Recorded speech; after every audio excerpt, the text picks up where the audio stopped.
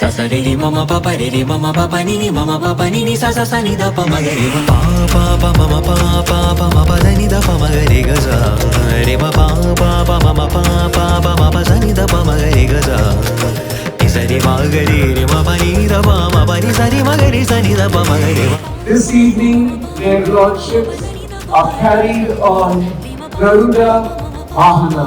The Garuda Vahana will be carried by about 100 Vahana Pallaki carriers. Hare Krishna, Krishna Krishna, Hare Hare, Hare Rama, Hare Rama, Rama Rama, Hare Hare.